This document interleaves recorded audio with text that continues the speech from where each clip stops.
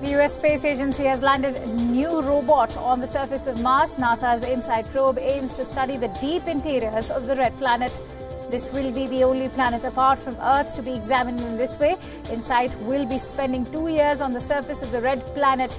InSight is carrying instruments that detect planetary heat and seismic rumblings. The robot weighs 360 kgs.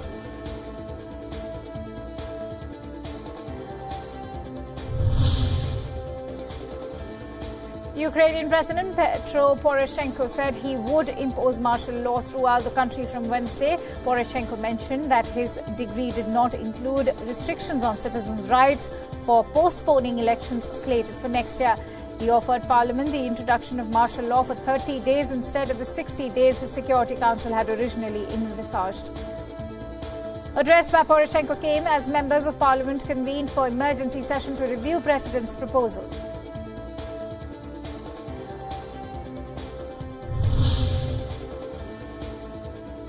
NATO head Jens Stoltenberg urged Russia to release Ukrainian Navy ships and sailors, saying there was no justification for Moscow's actions.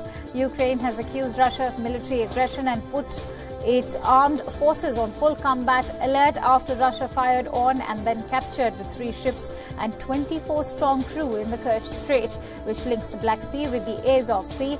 Kiev has urged its Western allies to consider further sanctions against Moscow. Russia, in its turn, has accused Ukraine of plotting with the West to provoke a crisis. NATO's Stoltenberg expressed full support for Ukraine's territorial integrity and sovereignty and said Russia should allow freedom of navigation for Ukraine in the Sea of Azov and Kerch Strait.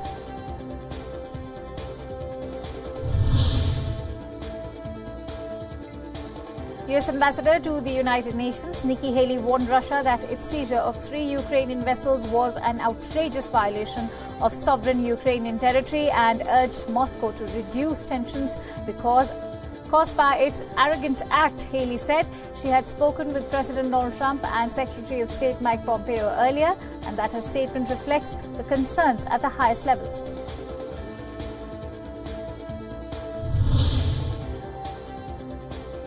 US President Donald Trump has cast doubt on a report by his own government warning of devastating effects from climate change.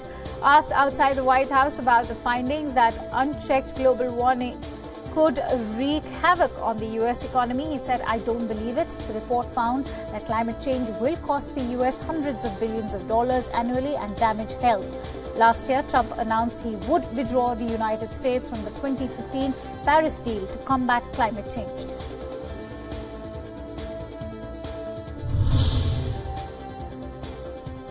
Mexico has said that it has deported nearly 100 Central American migrants a day after they tried to storm the U.S. border. The group, among thousands of migrants heading towards the U.S., was rounded up after trying to cross the border violently and illegally on Sunday. Officials say that around 7,400 migrants are waiting in the border cities of Tijuana and Mexicali to enter the United States.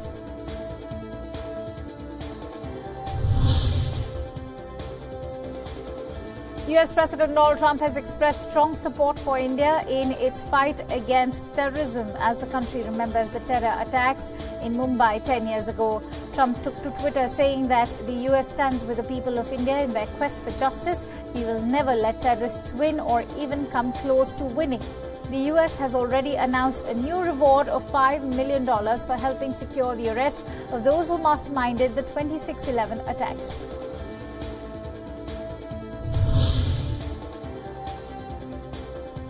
4 Turkish soldiers were killed and another was injured after a military helicopter crashed in a residential area of Istanbul. The helicopter was carrying out training flights at Samandira Air Base in the city. Debris from the crash had scattered across the street. The cause of accident is under investigation.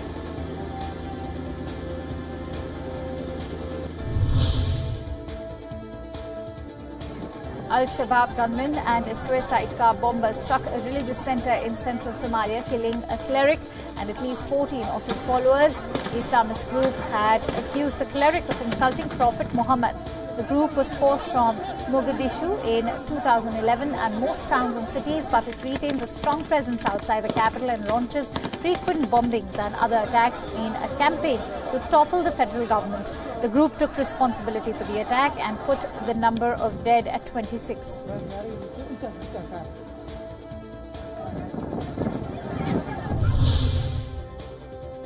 In another incident, at least 3 people died after a car bomb exploded in front of ships in WION district of Somalia's capital, Mogadishu.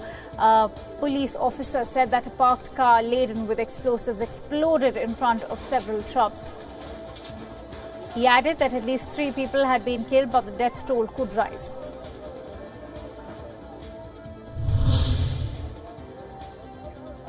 A wildfire has destroyed at least 2 homes and forced the evacuations of hundreds of residents in the Australian state of Queensland.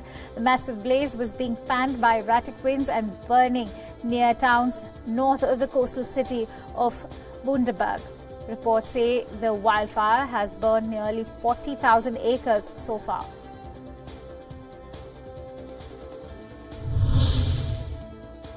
The two Koreas wrestling in the UNESCO has come to an end as the United Nations agency accepts their joint bid for Korean wrestling to be recognized as part of the world's cultural heritage. The North's application in UNESCO came up in the year 2015 and a year later, South Korea followed suit. The requests were merged given the warming of relations between Seoul and Pyongyang in recent times.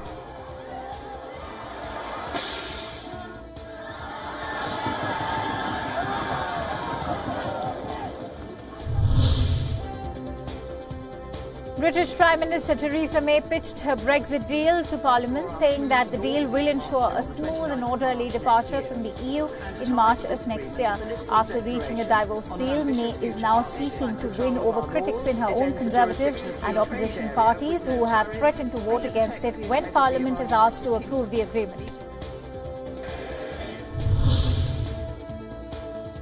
Britain's Prince Harry arrived in Zambia for a 2-day visit at the request of the Foreign and Commonwealth Office. Prince Harry was greeted by a traditional dance performance before being welcomed by Zambia's President Edgar Lungu at State House. During his trip, the Duke of Sussex is also expected to visit military barracks for an event commemorating Zambian military veterans. He will also attend events held for the Queen's Commonwealth Trust, as well as visit Bongo Hive, Zambia's first technology and innovation hub.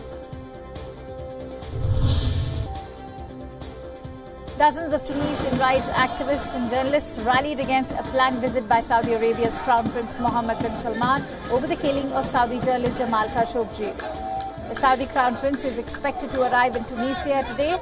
Some 13 Tunisian civic and rights groups, among them the Journalists' Union, had called for a protest. Saudi Arabia has said the Crown Prince had no prior knowledge of the killing of the Washington Post columnist at Riyadh's consulate in Istanbul last month.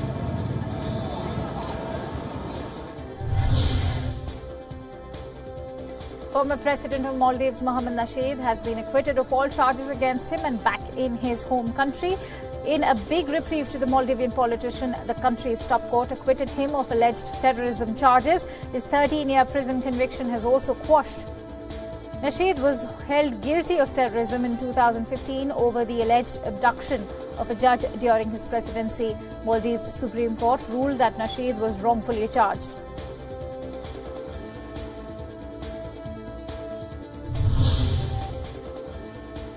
Torrential rainfall sparked flooding that destroyed at least 4 homes and flooded 20 in southern Peru. Authorities reported that the flooding also wiped out farms and at least 2 schools. Nearly 200 families were forced from their homes due to flooding.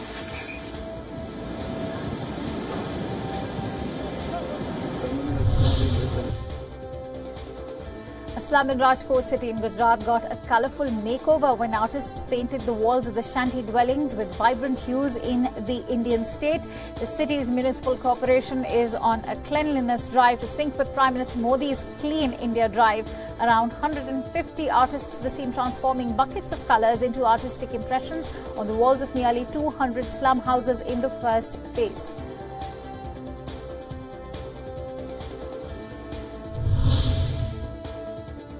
First Lady Melania Trump offered a sneak peek into Christmas decorations at the White House in a Melania Trump walked through different rooms in the White House that were decked out in festive finery, including all red Christmas trees. The theme of this year's decorations is American Treasures, Christmas at the White House.